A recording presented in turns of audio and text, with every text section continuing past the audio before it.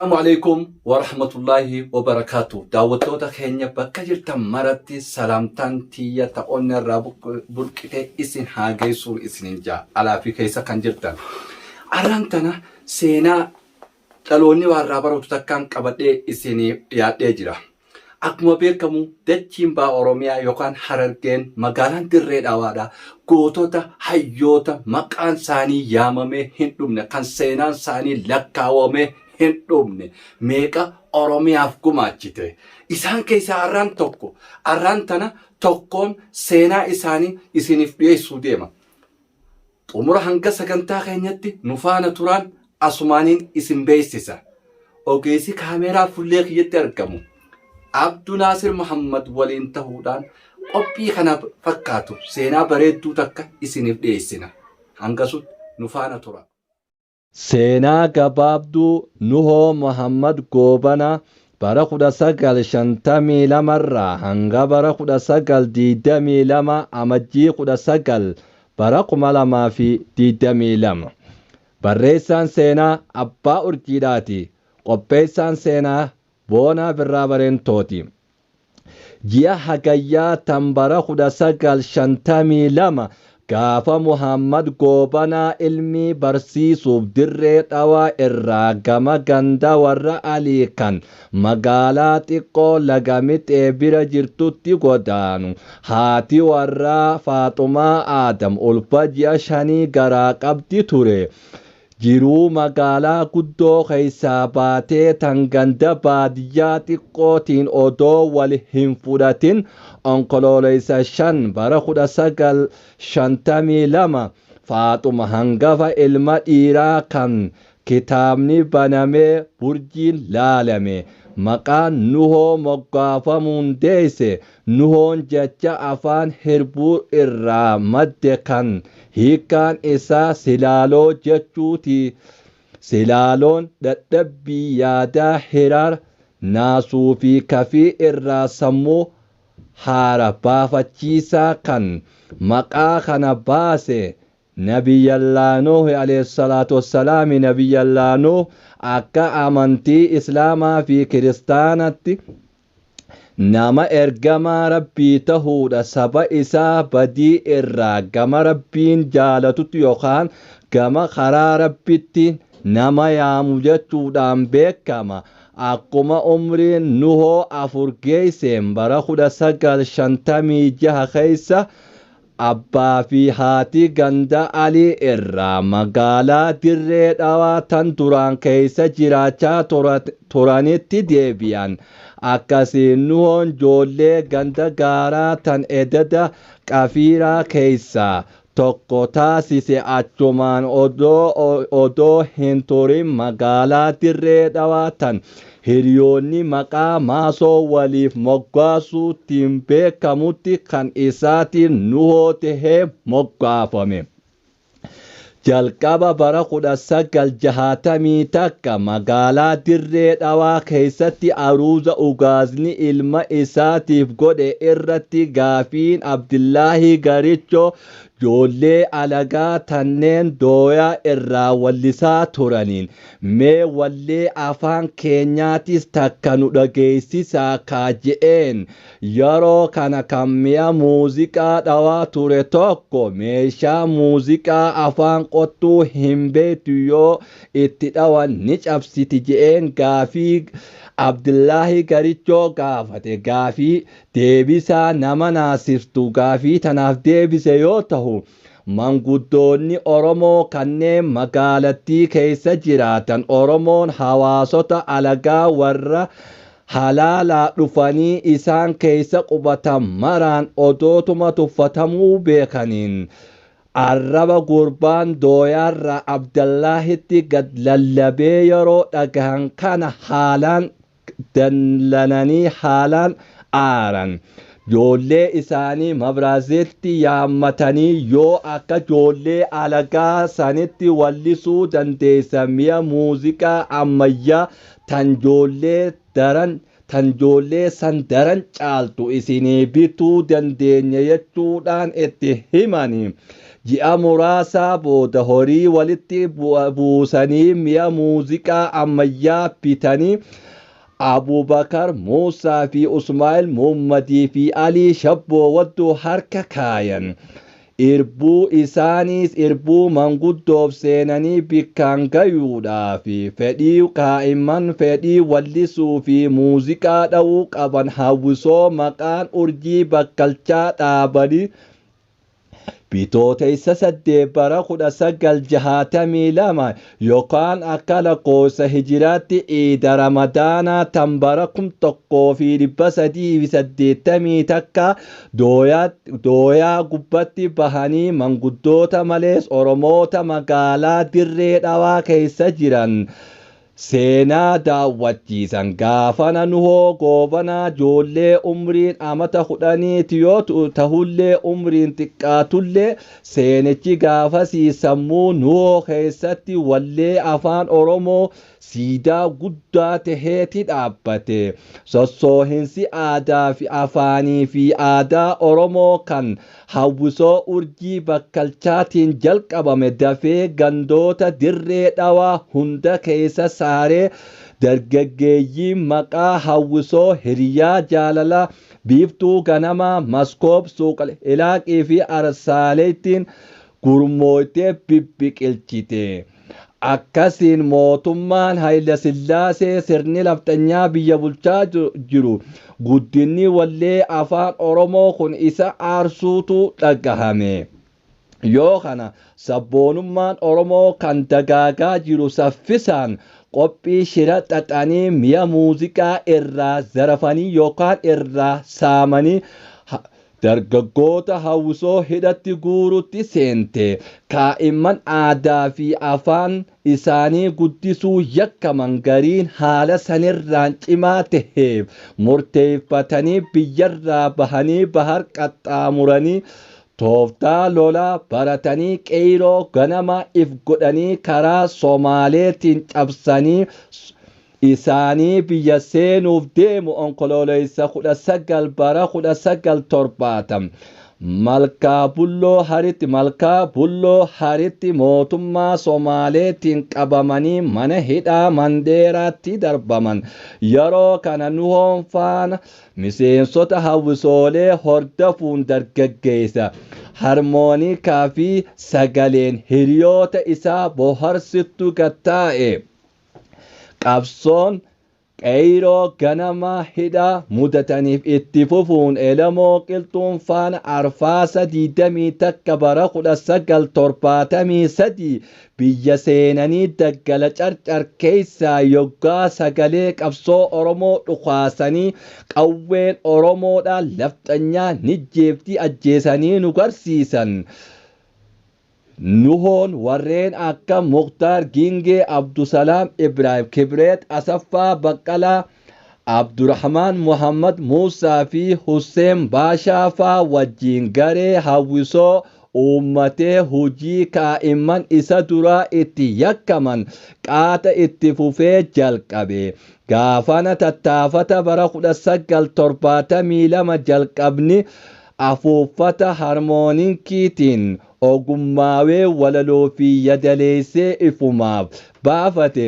Walleelee dhaamsa adda addaa qaban kanneen akka Rabbii suma uume bareechee haala amalaan suma qaceelche kan deemu mara sirratti maraache hin agarre tan akka tee tolche tattabachiiftuu lubbuu tiyya si malee hin qabu jiruu tiyya boontuu baransiif ifaan tiyya jechuudhaan wallee ajaa'ibaa jalqaba hawaasa biraan gahe keessaa takka wallee tana akkuma jaalala ol guddataa karoora mootummaan Amaaraa afaan Oromootii fi Oromummaa dhabamsiisuu isaa karoorfate.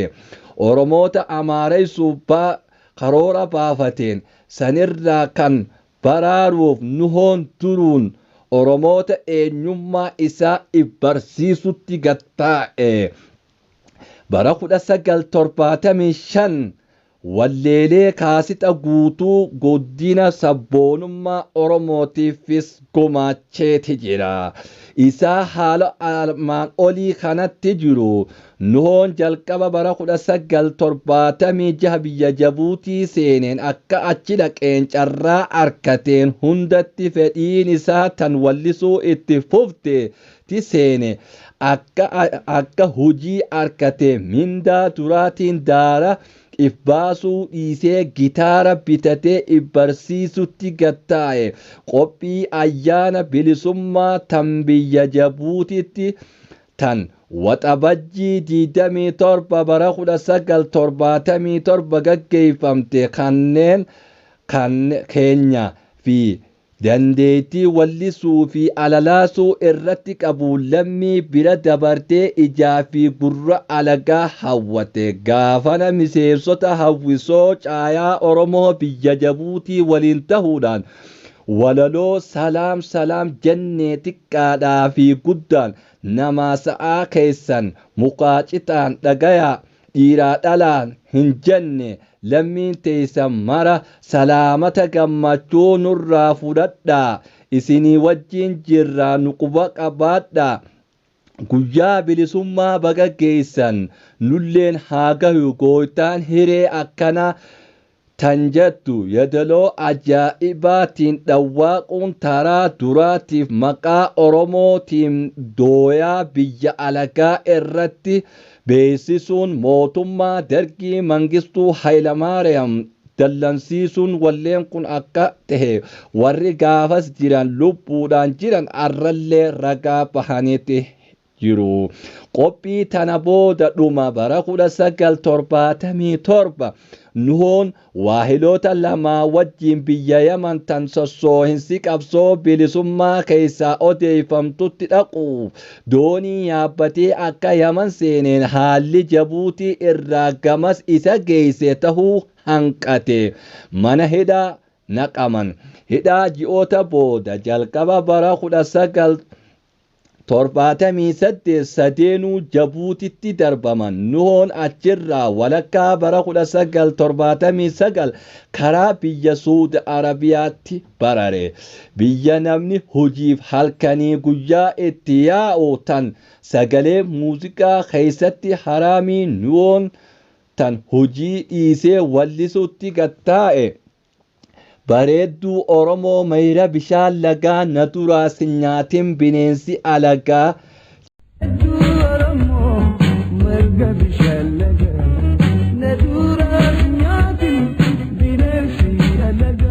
Ji'ee qalbii baqattoota dubraa fi dardara Oromoo walitti kaleessutti gattaa'e. Akkasuma ammaas yaa galaanaa jiruu fuuteetii namaan deemta. Fedhii tantoo hillaaltuu tanteetii ni ceeta goojjoon anjaare hunda humnaan narra diidda.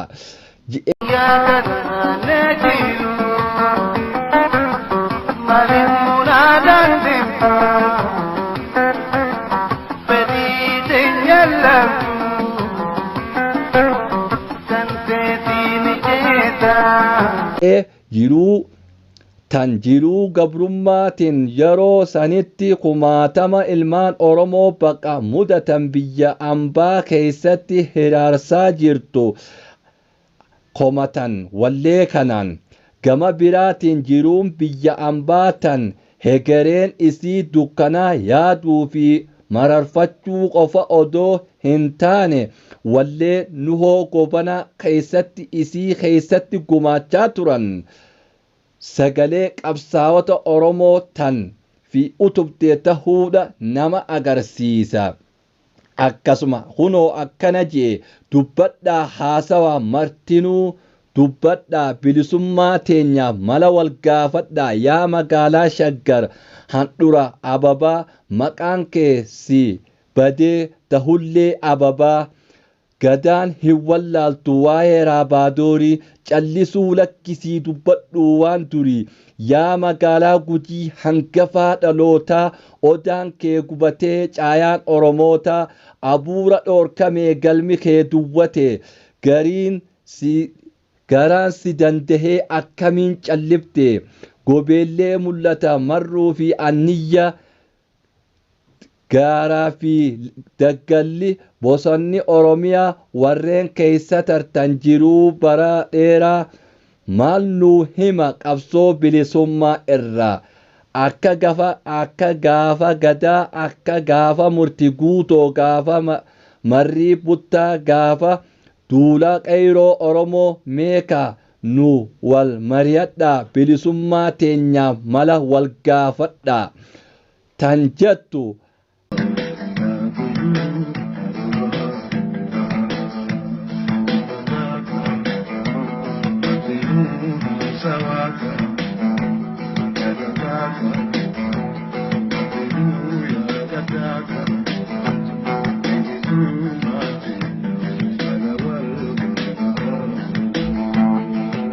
Alalaasaan qalbii nama hawwattu magaalonni garii dachii fi samiin Oromiyaa marti seenaa isaanii tan dabarte tan gaafa gadaa gaafa bilisaa yaadachiisa qabsoo bilisummaatiif wal mari'achiise wal yaadachiise wallee gatii wal alalaase seenaa qabeessa tan taatu yeroo dheerinsi isiillee tan hin moofayne tan sammuu kumaatama Oromoo keessaa yoomillee hin banne tan jiruu biyya ambaa keessatti gaafa dukkanaasan sagalee alalaasaan artistiin yoo Goobanaa qabsaawota Oromoodhaatii fi qabsoo Oromootiif gaachana tahee horma isaatiin maxxansee alaa fi keessatti gurra fi sammuu Oromoo keessa kan buuse.